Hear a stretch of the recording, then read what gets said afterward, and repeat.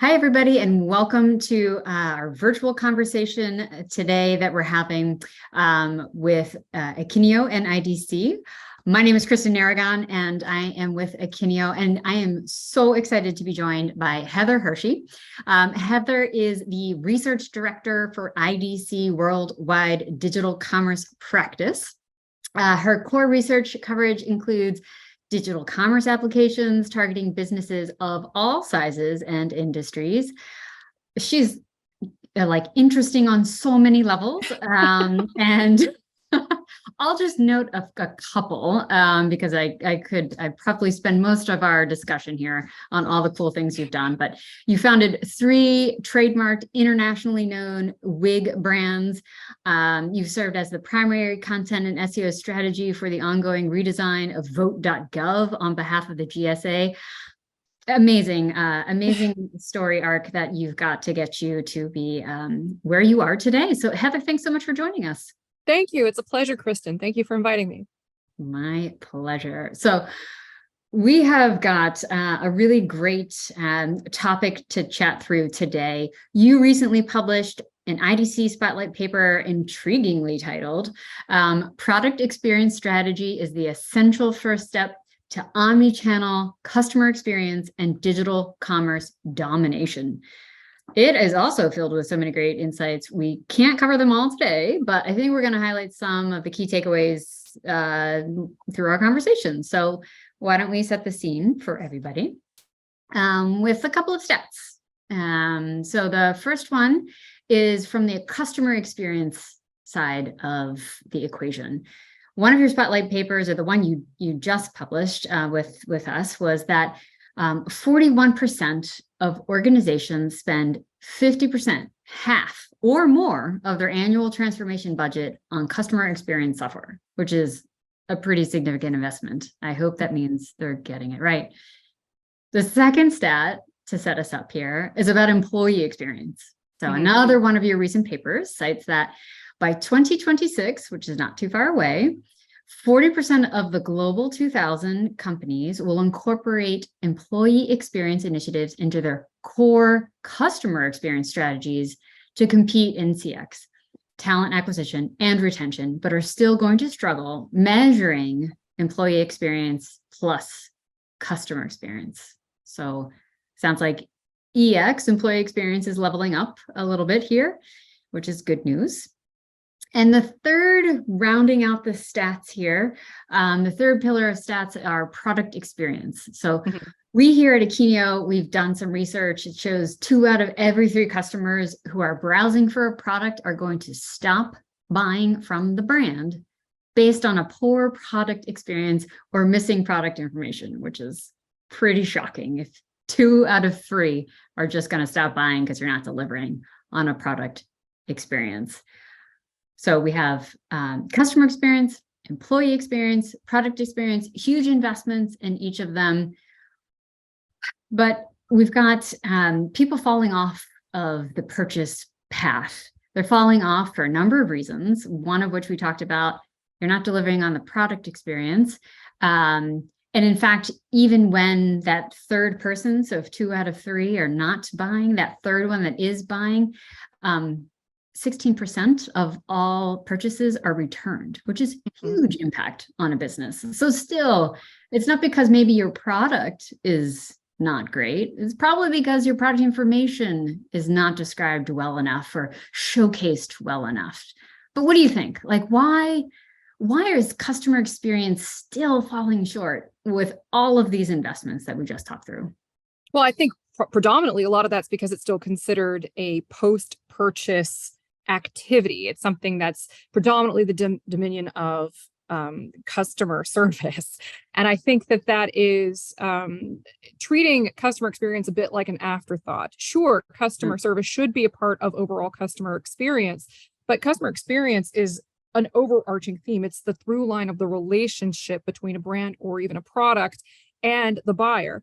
And if you only view it in terms of when things go wrong or when customers reach out to you because they have a question, which is predominantly what happens in customer service, then you're missing a lot of opportunities to delight them and impress them and build that bond earlier in the process, which can be much more powerful and can actually triage a lot of those situations that ultimately reach customer service before it ever needs to go that far.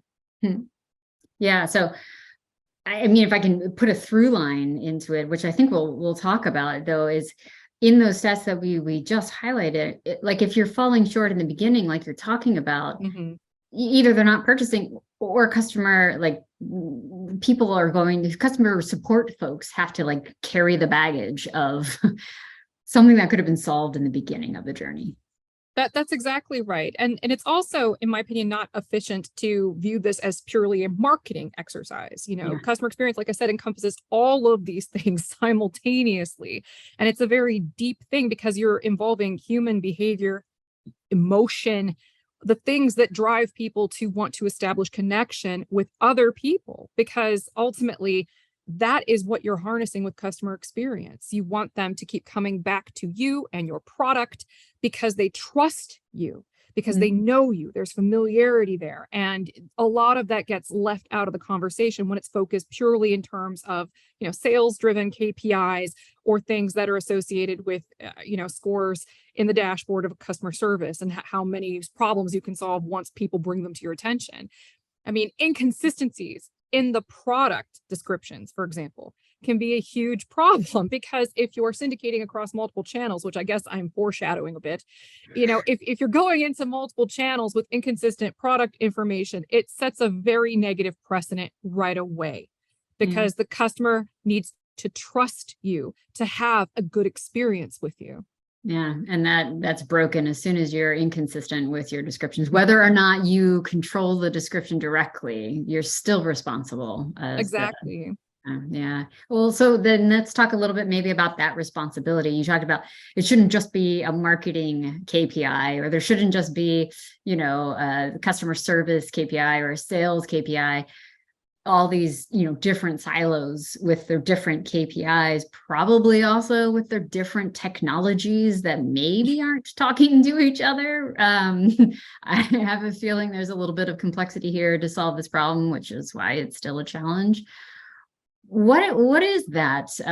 Where do you see some sanity coming to these organizations? Like, how can you solve for that complexity with different centers holding different KPIs, using different technologies, and all thinking and aiming for the same thing, but falling short? Like, what should they be thinking about? I think honestly, this is where the power of data really comes into play. Because once you view data not just as a means to an end or a way to, reinvent a better mousetrap to get people to buy things, you view it as a way to anticipate people's intentions, a way to anticipate their needs. And you can actually use that as the foundation in a holistic fashion for things like product descriptions, for things like customer service. But it needs to break away from viewing these things in silos and viewing them in a more unified fashion where you can actually harness this to tell broader stories about that customer and their relationship with you as a company or individual products. Yeah, which brings me to like holding people accountable. So you talked about a lot of those KPIs and different ones for different groups. And I'm curious, I know we've chatted about this before, but curious for your thoughts. Like, do you think one of the solutions is having the similar KPI across all of those different groups, even if I'm in customer service and I'm not responsible for sales per se, or in sales, I'm not responsible for returns per se, but if you hold me accountable for one of those KPIs like lifetime value, returns, retention rate, time to browse to buy, maybe we give it across all of those teams so they have some ownership in the full life cycle of customer experience and product experience. I completely agree with you. I think that, to quote Star Trek, in the strange new worlds that we will be exploring in the future, I think that that's what data is going to allow us to do. Instead of siloing these things off and telling very limited stories that only carry with it the power of a snapshot of a single part of the customer journey and their experience with you, you can get a really broad picture of not only how they relate to your brand, how they relate to products, but also how they relate to your employees. And it can be a much deeper rich story to tell. I think that what the key is having enough data to be able to anticipate things proactively before they ever become a problem. And that is much easier said than done. You can do a lot with the current KPIs, but unfortunately, a lot of them are still incredibly transactional in nature. And because they're so focused, and I mean, I'm saying this as a commerce analyst, because they're so very focused on this in a transactional relationship context, they're missing the forest for the trees on the experience side, because it's very important to view people as people, to understand what their needs are. And that is the magic key to being able to unlock a longer relationship with them than just a single transaction, right? Because customer loyalty is difficult to harness. It's difficult to cement. People have options, particularly online. They have lots of options of places to go, and they're very happy to leverage that to their advantage. The key is making them less inclined to do so, because they feel like you know them and that they're going to get the best possible experience from you, the best possible products, the most consistency. They know what to expect whenever they approach you or your products. Yeah, gosh, and thinking about like just focusing and obsessing over that transaction moment. I mean, if that is where the business is oriented, only one out of those three people transaction who were browsing, right? Right. Shouldn't we be focusing on what were the experience in the moments, and like the information that was presented, the stories that were told before the transaction happened, because we're not capturing all the transactions that were supposed to have taken place. Correct. And then once you can establish that the times they don't pull that trigger, it will give you more information about what made the difference for the people who did. So that way it can be refined for the people who didn't. I mean, it's something where the data for that is vast. Obviously, you're capturing a lot of data points up front. That, again, is much easier said than done. It takes very sophisticated software to be able to pull that off. But I think that's where we're heading in the future, and it will be incredibly important. I want to bring this back to PIM in particular. Because I think that the problem solved by a PIM is relatively straightforward. And within this context, it becomes a vital foundation for what we're talking about here. Because, I mean, when we're talking about having a consistent product catalog, I mean, yes, we can talk about capturing data, but sometimes, we need to remember that when customers are discovering you, your brand, your products, all those little inconsistencies, they really stand out when product information is inaccurate, when product information is not clearly displayed, or worse, if they're encountering you in multiple channels and that information is not consistent, which is often what happens when you're resorting to using tried and true homegrown duct taped combinations of spreadsheets and syndication tools and e-commerce sites and a whole bunch of other things. I mean, not to mention the fact that a lot of those solutions require extremely manual intervention. So a lot of labor goes involved, a lot of hands on deck. So the inconsistencies and the opportunity for inconsistency can be extreme.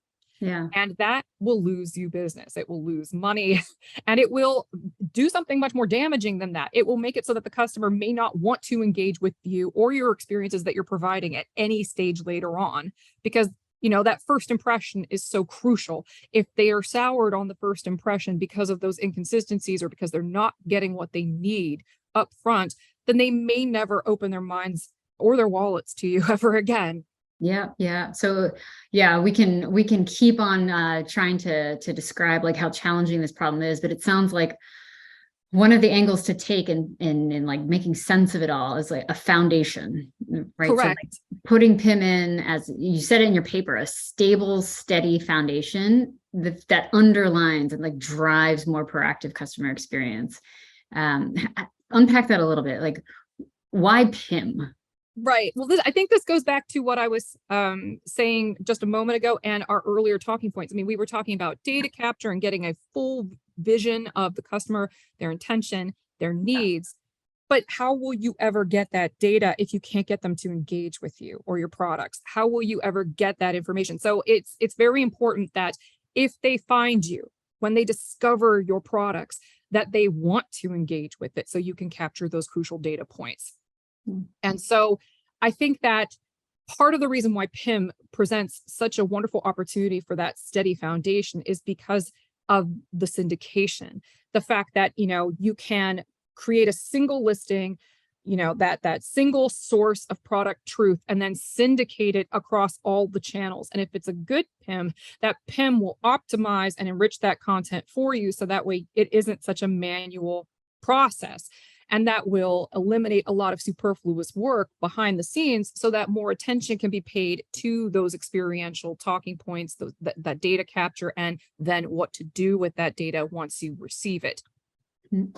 So Yeah. the fact that the PIM is the parent and the channels are the children, I think that is a wonderful way to structure that entire relationship, because it holds it steady. It isn't going to be adulterated because of a bunch of different people getting involved or a bunch of different spreadsheets with conflicting information. And that will eliminate a lot of potential problems. PIM is the parent and the channels are the children. Yeah. So like think strategically first at the parent level about Absolutely. where's your product information going? Don't think first, I need to solve for a marketplace, or I need to solve for my social channel, or I need to solve for my print catalog, and then develop the sort of core product catalog strategy. That's exactly right. Like the channel shouldn't be the core focus of your strategy. It should be the product and the customer experience, and the product experience that the customer is having in relationship to what you're offering. So really, the PIM itself should optimize for the channel for you. So you don't have to focus on that part of the strategy quite so much. So you can focus on the parts that are unique to you and your products and your brand, because that's the magic sauce that's going to make people inclined to want to engage. Yeah, we talk about the enrichment process a lot. I mean, if you don't even have time to describe at a baseline your products, there's very little energy or effort you're going to be able to like insert into really telling a good story. So we've got, after adopting Akinio, a whole bunch of customers who are talking about this, like Turner Price, food and service and hospitality.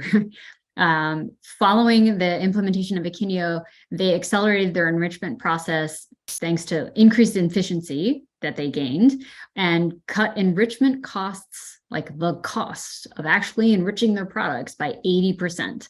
So like the time and the financial savings of actually telling the story about their product gave them 80% back that they could get to market faster with more compelling stories, but also be all those places where they needed to be with all of their products. So it's true, right? Like if you get this done right, like you freedom to tell your story.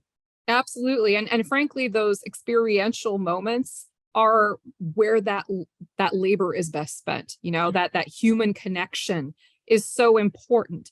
And so if anything, the more pressure you can take out of the back end of this process to focus on those more humanistic elements, the better off you'll be, because that connection needs to be real. I mean, authenticity is key when it comes to customer experience. It can't be something that's just phoned in. And so it needs to be something that, requires some focus. I think this ties back to something that I mentioned recently in an IDC Future of Customer Experience report. I mentioned a talking point specifically about employee experience and how that ties into customer experience. Because I mean, I've heard people rather flippantly say, particularly in the news these days, whenever a big tech company does some downsizing, that those folks got automatically promoted to the role of customer. But there's some truth to that. There's also truth to the fact that when those employees still work for you, they can be a huge asset in helping to win over the customer. If they have a positive experience working for you, they're going to tell their friends. They're going to recommend your products and your services more openly.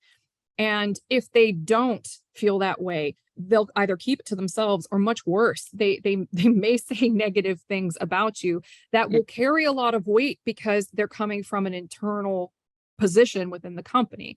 So it's very important to factor that in. My suspicion is that employees would probably find product experiences to be more stable, easier to track than that broad scope of customer experience. Because as we keep alluding to during this conversation, it's a lot. Customer experience is as a catch-all phrase for a lot of different interactive customer touch points at the beginning, before they even know who you are, during the deliberation process when they're considering your product, and then after they've purchased. It's all of the above. And it also includes things like fulfillment and returns, and how smoothly all of that goes, and whether or not you can retain those customers. So if you center it only on the customer, you're presented with the challenge of that being an ever evolving, ever moving target. And there are just a lot of them, particularly if you're B2C. It's very, very challenging. So if you view it more along the lines of the relationship as opposed to just the customer, and target, for example, of PX, product experience, you're viewing the customer's relationship to a product.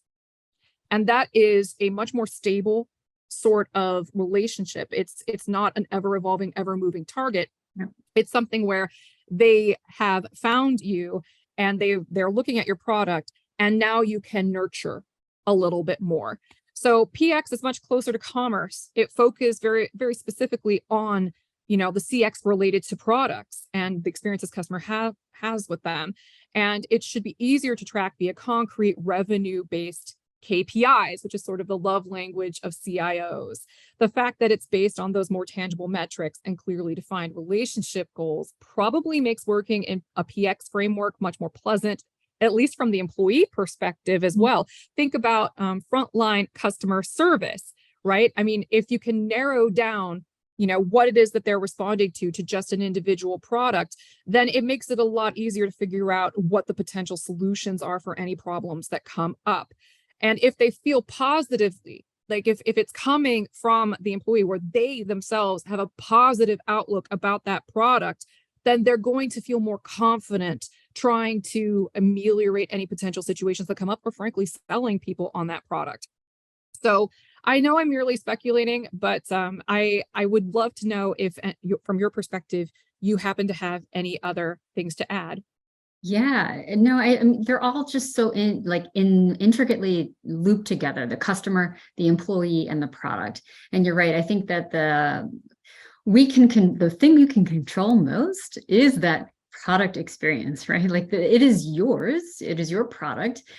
There are probably influencers out there who have their own things to say about it, but you can even start that journey. You can ignite what you want those influencers to feel about your product, to have associations with your product. And so even in that case, you have more control of the product journey, the product story, how you're telling it, where it's landing, than either your employee or your customer experience.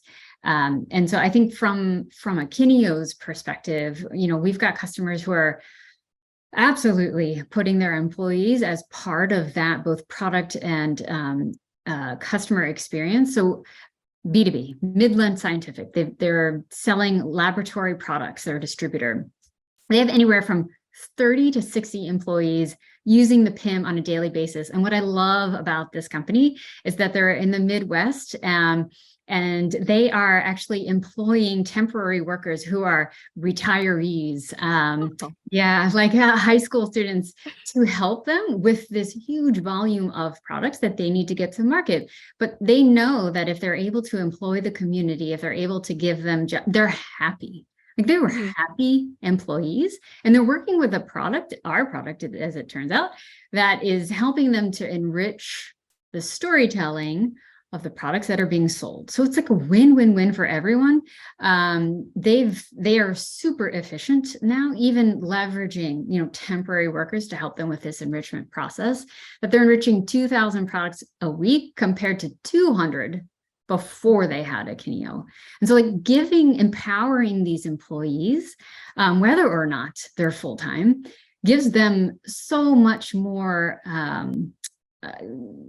control over providing great stories for that customer experience. It's just like one out of many great stories where we're finding that connection between providing a solution to help stabilize and tell compelling stories helps retention of employees on the one side, but also speed to market for the business and more compelling stories on the other side. So it seems to be a winning value proposition.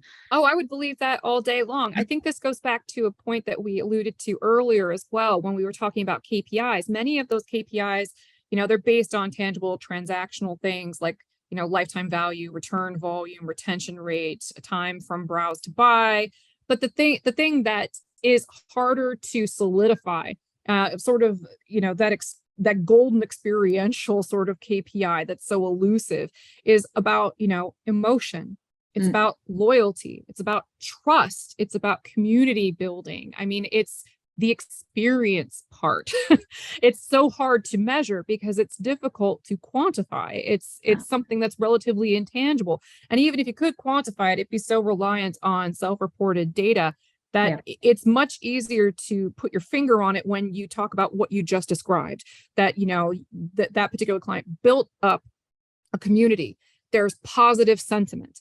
And because of that positive sentiment, they're able to leverage your particular PIM product in a way that goes far above and beyond just a simple product description and its syndication across channels. So I think it really helps show how, if a company is inspired enough that they can leverage this in ways that far exceed just the normal boundaries of what we would expect software to be able to accomplish in this manner. Yeah. Well, I mean, there's tons of examples. So, we'll make sure that the folks get access to those as well. But I want to take us full circle here, Heather. We talked about those 3 pillars: customer experience, employee experience, and product experience. You talked about PIM getting a facelift for the future, supporting potentially, right? Like all of these things even more richly. What's the highlight there? What's the key takeaway? What's the future look like for PIM providers like Akinio, in your take? And then maybe I'll talk about where we're going as well. Honestly, I think it's really thinking about the notion. Well, it's multifaceted, but I think one of the first things is literally thinking about the notion of channel ubiquity. This is why you shouldn't think of the channel first. It's really important to think of the channel almost like a means to an end. It's the place where the relationship happens, but it is not the entirety of the story. I think focusing on the relationships is crucially important.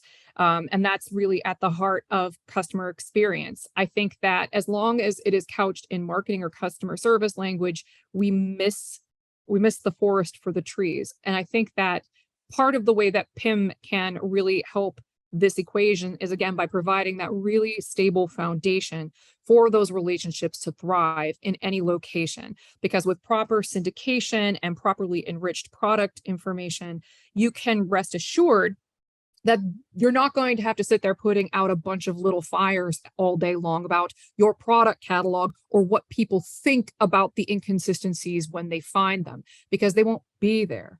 And once those little issues are ameliorated or eliminated, you can focus more on that relationship component, which takes time. It takes consistency to build that trust. And so the PIM really aids in that as well. And again, if you can really harness the power of employee experience in addition to all of this, it's really just the cherry on top, because they're going to help solidify a lot of those relationships. Yeah, no, I totally agree with you. Making sure, so the PIMs of the future is just taking away those excuses from, from the buying life cycle and focusing on the actual product itself and the story that the product tells and that emotional relationship with the product and the brand, let's say.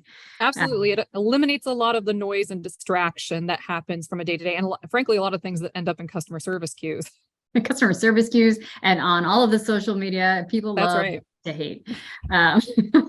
So yeah, I mean, I think that brings us to, where we want to go. So we've been obsessed with that question of, how do we make that employee and customer experience that much better so that the full business unlocks growth.